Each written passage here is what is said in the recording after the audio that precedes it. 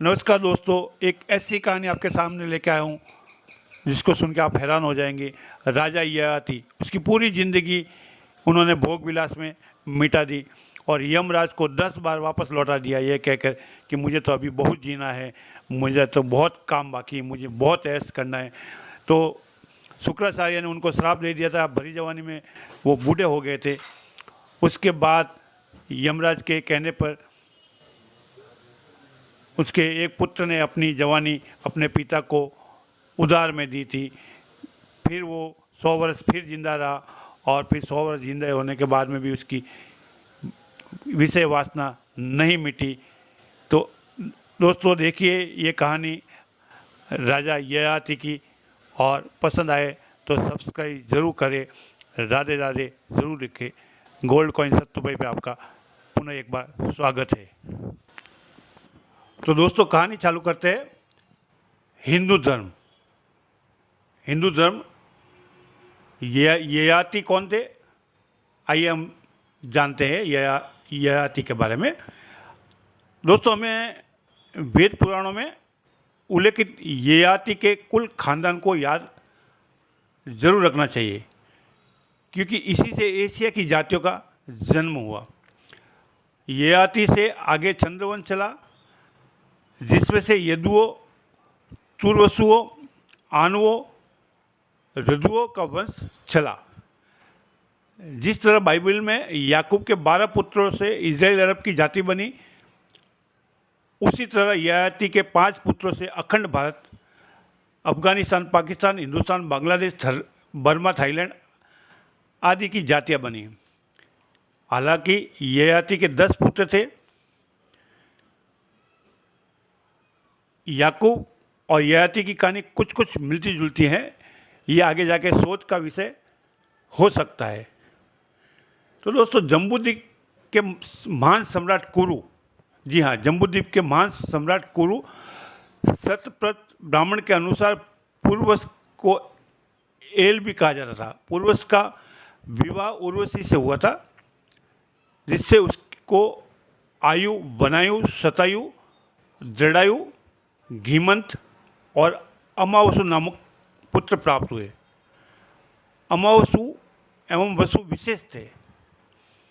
अमावसु ने कान्यकुब्ज नामक नगर की नींव डाली और वहाँ का राजा बना। आयु का विवाह स्वरभानु की पुत्री प्रभा से हुआ, जिनसे उसके 5 पुत्र हुए। नहुस, सत्रव्रत, राजब, रजी, अनेना। प्रथम नहुस का विवाह विरजा से हुआ, जिससे अनेक पुत्र हुए, जिसमें ययाति, संयाति, अय्याति, अयति और ध्रुव प्रमुख थे। इन पुत्रों में यति और ययाति प्रिय थे। तो दोस्तों अब आती है ययाति की कहानी। ययाति को उनके ससुर दैत्य गुरु शुक्राचार्य ने वृद्ध हो जाने का श्राप दिया था। जी हाँ, शुक्राचार्य ने श्राप दिया था कि आप जवानी में भी बूढ़े हो जाओगे, ये श्राप था ययाति को। तो उनके श्राप के चलते वे तुरंत ही वृद्ध होकर मृत्यु की ओर बढ़ने लगे। ययाति की इस कहानी का वर्णन सभी जगह अलग अलग मिलता है, लेकिन कहानी का मूल वही है। राजा ययाति संसार के प्रति आसक्त व्यक्ति थे। 100 वर्ष जीने के बाद भी उनकी भोग लिप्सा शांत नहीं हुई। कहते हैं कि उसकी 100 रानियाँ थी। विषय वासना से तृप्ति न मिलने पर उन्हें उससे घृणा हो गई और उनके मन में फिर से जवान बनने की अभिलाषा जागृत हो उठी। लेकिन जब उसका मृत्यु का समय आया तो वह थर्राने लगा, डर गया और यमराज से कुछ समय और जीने की याचना करने लगा। यमराज उससे मोहलत देकर चले जाते हैं।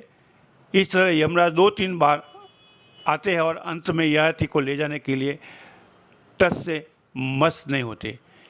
यमराज के सामने ययाति गिड़गिड़ाने लग जाता है और कहने लगा, अभी तो मेरे बहुत काम बाकी है, अभी तो मैं अतृप्त और भूखा हूँ, कुछ और मोहलत दीजिए। ऐसे इस तरह अचानक मत ले जाइए, अभी तो मैंने कुछ भोगा ही नहीं। यमराज ने कहा कि आपकी उम्र कभी से पूरी हो चुकी है और अब आपको ले जाना ही पड़ेगा। लेकिन ययाति जब बहुत गिड़गिड़ाने लगा तो यमराज ने कहा, अच्छा ठीक है, इस शर्त पर अंतिम बार आपको छोड़ दिया जाता है कि यह कि अब तुम अपने किसी पुत्र की उम्र के बदले यहाँ कुछ और दिन रह सकते हो।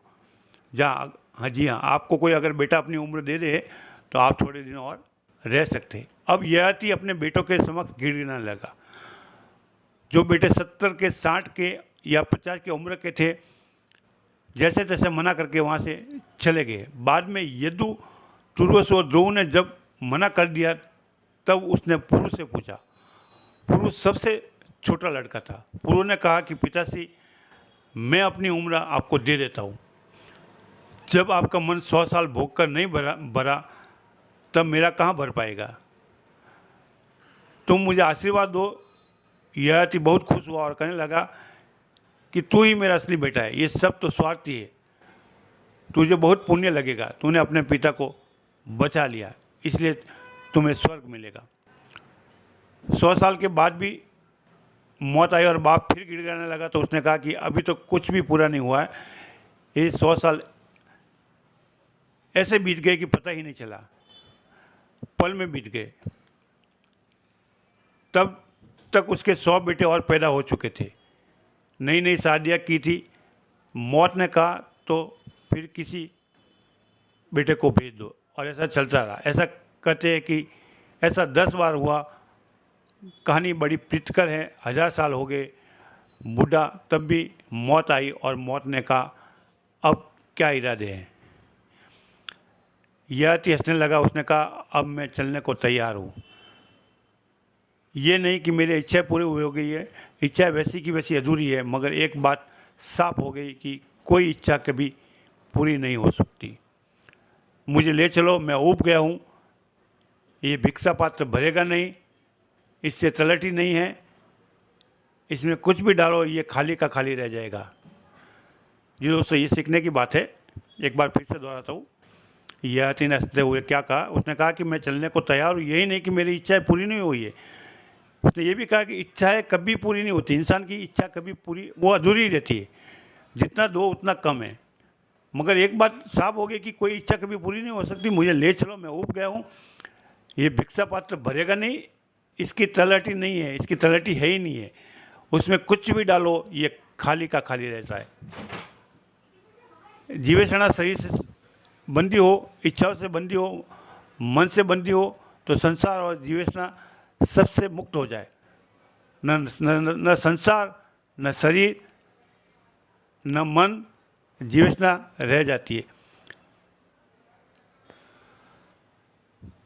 शुद्ध जीवन, खालिश जीवन, शुद्ध कुंदन, वही निर्वाण है, वही मोक्ष है। उस रजनीश ने भी राजा ययाति की एक शस्त्र वस्त्र तक भोग लिप्तता में लिप्त रहे, किंतु उन्हें तृप्ति नहीं मिली। विषय वासना से तृप्ति न मिलने पर उन्हें घृणा हो गई और उन्होंने ही पुरु की युवावस्था वापस लौटाकर वैराग्य धारण कर लिया। तो दोस्तों, ये थी राजा ययाति की कहानी। आपको कैसी लगी? अच्छी लगी है तो आप सब्सक्राइब ज़रूर करें। घर में गीता और रामायण रखें, अपना आसपास साफ सफाई रखें और सब्सक्राइब ज़रूर करें। राधे राधे, हर हर महादेव।